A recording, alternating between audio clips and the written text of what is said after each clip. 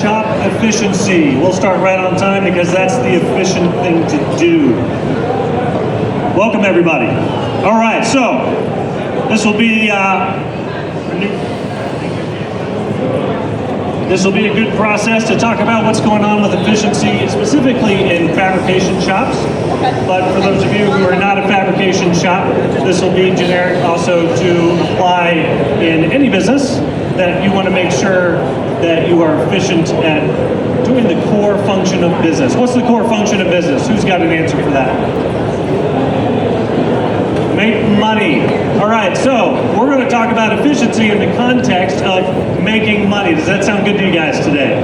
Not efficiency for efficiency's sake, efficiency for money-making sake. How do we get the most amount of money through our production facility, through our sales pipeline, through the whole business, so that we can have a winning day, winning month, winning year from a money-making standpoint. That's what it's all about. All right, so efficiency, as we're talking about it today, is how do we maximize the value as measured by our value metric. All right, how many of you guys are familiar with the metric throughput? One person, two people, a couple folks are familiar with throughput. There's another one, perfect. Throughput is the measure of value in your business, all right? So it's what you're adding value to, the materials that you're taking, the stone, the quartz, that you're taking and you're turning into something that someone's going to enjoy and use in their home, right? So the way we calculate throughput, for those of you guys taking notes, and be sure to take notes, that would get the most out of your learning lab here today, is you take your sale price and you subtract out your totally variable expenses. And what those are is those are your materials. They are anything that you spend money on, right, that is uniquely connected to the sale. All right? So if you have questions about that, we can talk, but that is your value creation metric, and therefore that is the metric we're going to aim to grow and maximize in our shops. All right? And the way we measure that we're efficient from that perspective is productivity. We call it a productivity score. All right, and that is our throughput value over the operational expenses. So all the expenses that are not truly variable or tied to a given sale. You guys with me? All right, perfect. So we measure that over a time period. Question. Yes? Where does direct labor fit in? Where does direct labor fit in? All right, so direct labor, because it's a time value is spend, right? In any job, you can be efficient or inefficient with your labor, so you may spend little or more. We're just going to go ahead and put all your labor into the operating expenses to keep it really simple, okay? And that's the difference between a throughput metric and your gross margin, your gross profit, okay? Subtle little differences there, but they make a big difference as you dive into how do we maximize value creation in your shop. Great question, thank you. Now we want to measure that over a time period. So most of us look at a year, an annual time period to say how do we do this year? Did we make profits? That's what the government is looking at. That's how we determine what our tax burden is going to be. But we want to divide that in all the way down to the day initially, for the purposes of this talk, and then further into the hours, the minutes, and when you're super advanced, the seconds. But for today, let's focus on getting our throughput right for the day over the operating expenses. So everybody's going to spend a certain amount of money in your business over the next 12 months. Most of that, some of that will be annual, most of it will be monthly, and then you'll have some that's on a weekly, like your payroll is going to be every other week, or the like. So what we do is we look at what you're spending over your entire year, and we divide that into our operational expenses metric. And then we put throughput, what we're bringing in value, so our sale minus the material cost, our throughput over our operational expenses, and that is how we get productivity score. and it is that productivity score that is our measure for effectivity or the efficiency of our company in the shop. All right? Everyone good with this? So, what do we got to do to improve that productivity score? And what happens that we need to be efficient is how things flow. And flow is particularly, you buy materials, right? And those materials got to flow into being an installed countertop and installed shower. And the longer it takes for that process to happen, the more your money's tied up and the less efficient you can be.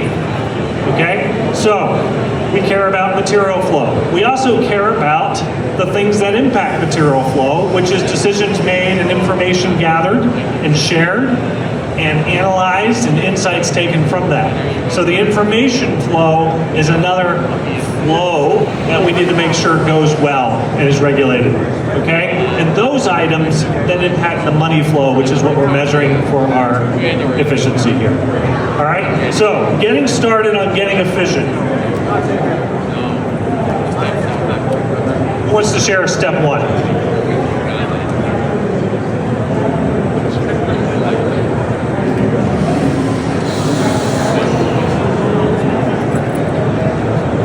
All right, so everyone's got in their mind what step one is for being efficient. Step one is to map your flows. All right? What happens? Okay, so what must be done in order to add value and then make money? Okay, so sales got to occur, the product's got to be manufactured, you got to install that product, invoice, and collect. All right, so the way you map your flows, here's you a little way to start this process. If you're going to go out there and say, okay, what do we do? How do we do it? So you want your content. What's the content of what you're doing? What's the sequence that you do it in? What's the order?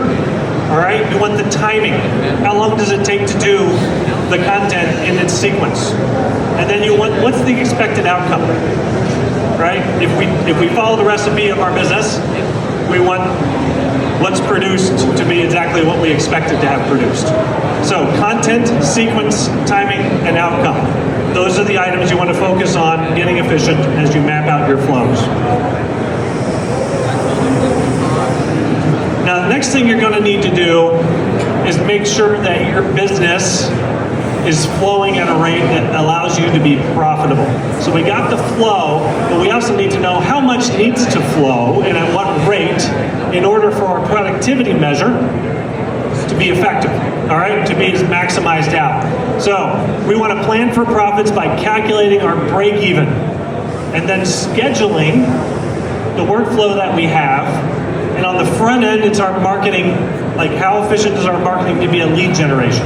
So we have impact over that. There's some constraints related to how many buyers are out there, what's the size of the market. But most of the folks that I run into are small percentage of their market, right? So if we need more leads, there's activities and there's tools and there's processes to go after your lead generation. We need enough lead generation to fill our sales pipeline. We need enough conversions throughout our sales pipeline to be able to put work in front of the operation that we're attempting to run. All right? So as we get work tied up in front of production, now our shop gets to do its thing. And it needs to do its thing. We need to be producing the countertops and getting them installed at a rate that is profitable for us. Now, we talked about profitability score being throughput, the value add metric, over the operating expense. And we've divided the overall annual operating expense down to a daily measure. So now we know how much we're leaving on average. Cash is leaving our business. We need to make sure we're bringing more value add into our business. And whatever the value add on the top is, over the exit, so money in over money out, we need that to be over a 1 ratio, right? 1 is break even, 1.1 is profitable, 1.2 is more profitable. We want to maximize that productivity score. That becomes the name of the game. That's what we're doing with efficiency. So you get to, in your allocation of resources step, in your scheduling step, you have a control over, are you making money? That is the critical process. We've mapped our flows, we've matched our resources, and some of you guys have a lot of resources. You got a lot of people, a lot of equipment. Some of you, it's all you. So it's your time. It's how you manage your time. All right? But we want to allocate the resources. Resources are talent and people, tools and equipment.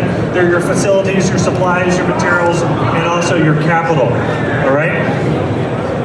As we schedule that out, we schedule enough throughput in order to accomplish our money-making goals, a positive, above one productivity score.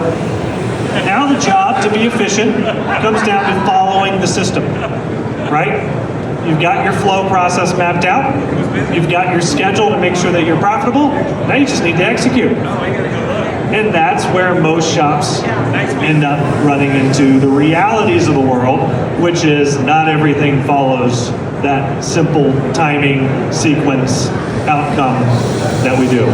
So we attempt to do the content, right? We get it out of sequence, or it takes longer than expected because there's things that come up that we don't know. And these are where the wastes start to show up. So there's 8 types of wastes, right? Defects occur. We get overproduction. We produce more than what is actually needed. All right? There's time spent waiting. There's unused talent. So we've got people capital that's not being taken advantage of. Transportation, we're way over moving stuff. Many more touches than is needed. Our inventories get out of whack. There's a lot of motion in our processes, and there's extra processing. So these are the areas of waste, right? These are the things that'll show up as you're trying to do your content in the sequence, in the time band to get an outcome. Here's where all your waste factors end up creeping into that efficiency, all right? Now, one of the things that I want to introduce through synchronous flow, which is a science that gets at exactly what we're talking about as far as efficiency today, is synchronous flow has a core principle, which is that we want to keep things simple. So we'll use KISS. We can remember KISS. Keep it stupid simple. Really, really brass tacks what we want to do. So, in order to simplify, we got some rules we want to do, and they play into how we get more efficient from where we're starting at. So what does it mean to get more efficient, right? That means to grow our productivity score, and we're looking at a couple questions. How much profit is possible? You think there's an upper limit to what you can go get? Right? Certainly we're running into it. Some folks are finding that it's easy to make 5% profit, but difficult to make 20% profit. Other people are like, I'm mastering 30% profit, but how do I get to 40% profit? There's a lot of those pieces. So analyzing that aspect is one of the things that we want to dig into. All right? And then how much to set the level load. We talked about level loading a little bit ago. That's how much you schedule to ensure your profitability. If we know that if we schedule X amount that allows us to be such and such % profitable, then why don't we just schedule infinite profits? Well, that's where we run into something that we call constraints, which is there's an upper limit on, 1, the market, how many people are there who want to buy what we have, and 2, our resource capacities, right? And every single resource is going to have a unique capacity associated with it. Your installs are going to be able to do so much square feet. Your equipment is going to be able to process so much square feet in a day or a week. All right? So, understanding those capacities and digging in and learning about that is the first step that we want to talk about. Okay? And when we seek to improve our efficiency, our productivity score, we want to identify the constraints of the business. What are our upper limits? What's the max utilization that we can get from our plant? The next step is we want to exploit whatever is the limiting factor of our business. So everything has its capacity, but everything is interconnected. So whatever has the least amount of capacity is going to be the ultimate bottleneck of your business. Fair enough? So the goal is not efficiency on every resource. Just because you can do 1,000 square feet But if the person you hand the work to can only do 100 square feet, then it's overproduction. It's one of those wastes if we maximize our local efficiency. This making sense? All right, so we want to set our schedule to whatever that lowest constraint is, and that becomes what limits the potential of our plant at that current state. Now there's a few things that go into practice now. We want to make sure that that lowest available resource is how busy? Constantly busy, right? How do we maximize value add time? So it's not sitting there idle. We run it through breaks. We figure out how to staff a piece of equipment if it's a piece of equipment.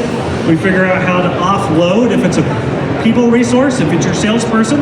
Are they doing value add work, or are they doing work that can be offloaded? All right, so there's a whole bunch of exploiting that can be done of your constraint resource, and that's where you're going to be able to move that profitability of your business up the more you squeeze through your limiting capacity. Okay? And then your schedule dictates, is tied to that capacity, so you make sure that you're not putting more than that capacity can handle, and that you're not putting significantly less than that capacity can handle. You want to be right there, right around what it can do.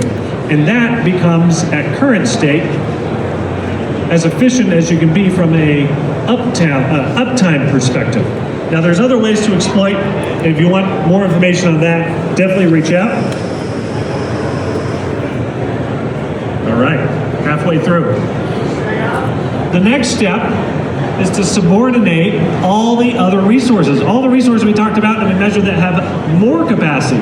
The 1,000 square feet versus the 100 square feet, right? They got 10 times the amount of capacity over there. So what do we do with those resources in relation to the fact that, hey, they're not needed to be running as much as the constraint resource, right? So our subordinate is to make sure that their plan is tied to and bound by the constraint plan and the exploit strategy we have for the constraint. And this is where, if you've got extra capacity in one area, well, maybe they can lend a hand, maybe they can do preventative work, maybe they can do some things to enable the growth of the business in the future rather than executing the deal. There's all kinds of things to talk about how you subordinate your non-constraints. Okay? Then, assuming that you've done that really well and you're running about as hard as you can, the next step is where our capital resource comes into play. This is where we start looking at, do we hire more installers? Do we hire more templators?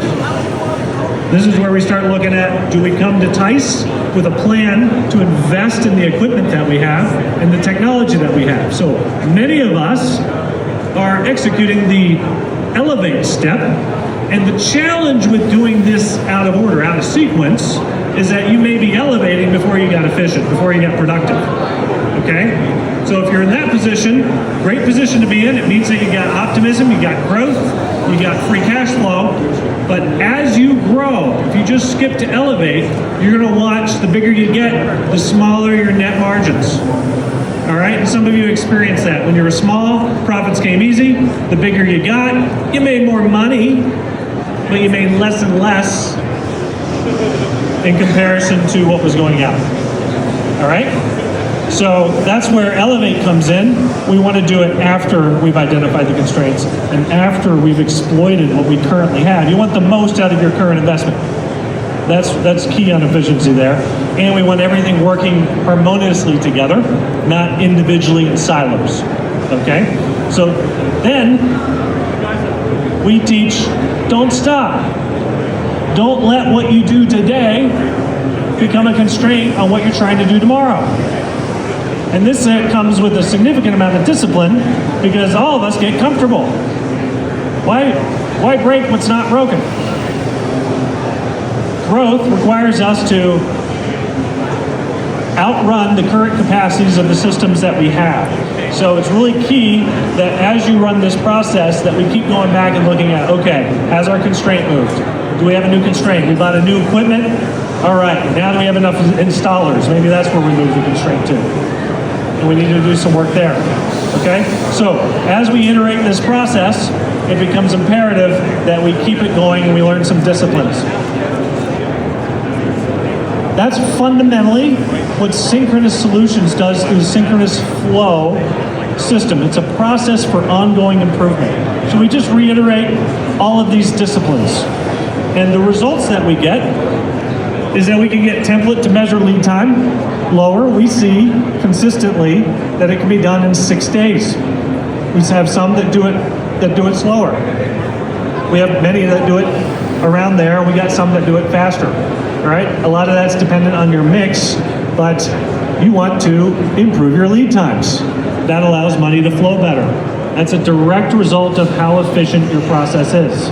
The more waste there is, the more rework, the more things like that, the longer your lead times are going to be, the more of your cash is going to be tied up in stone that's in process. All right? We want our throughput ratio, that is the amount of throughput compared to the total variable expenses that are going out, to be as high as possible. All right?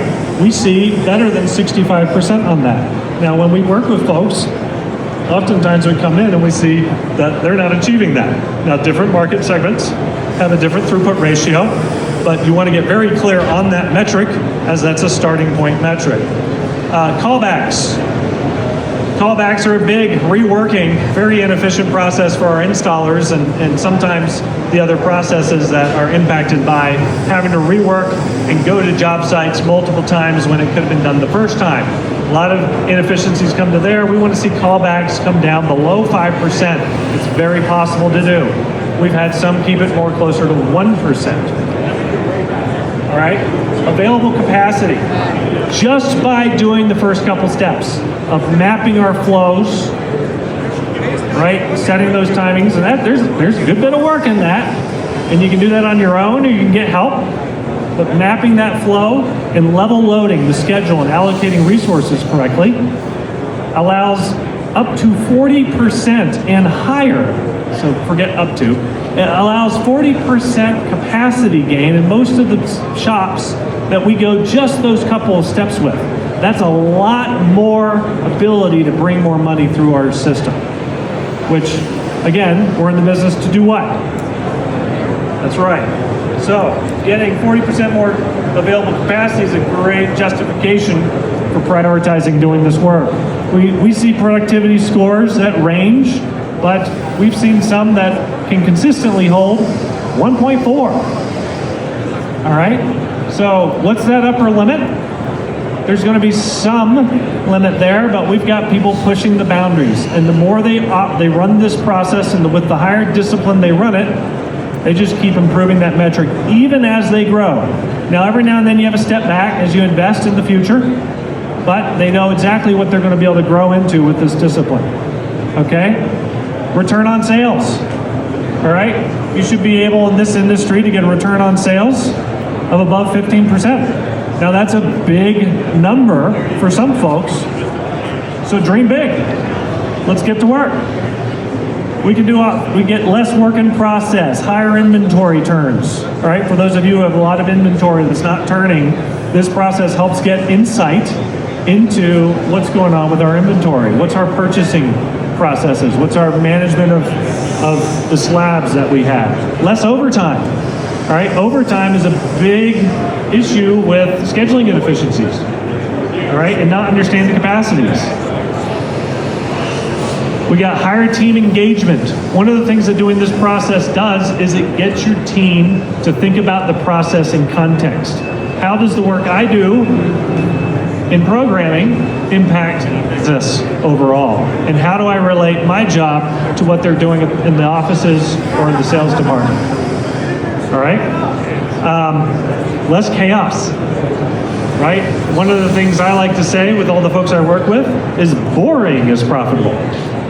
If you have a very busy day with a whole lot of unpredictable things happening, you're probably not profitable. Now, if your business is boring, just ticking along, right? That's where you're making money, and you're probably taking those profits and investing into the growth potential of your business. That's where you want to be. higher conversion rates, higher trust, greater transparency, more and better data. Business value multipliers. For those of you who want your business to sell for the maximum price to a potential buyer for your business, the more you put this in place, the more you empower your team in running systems to efficiently execute the business, the more outside investors, people that might want to buy a fabrication shop, are going to be looking at your business, and there's different types of buyers out there. Some folks want a deal. They want your job because they think they can do it better. Other folks just want some passive income, and they see your team that you built as a investing long-term for passive income potential.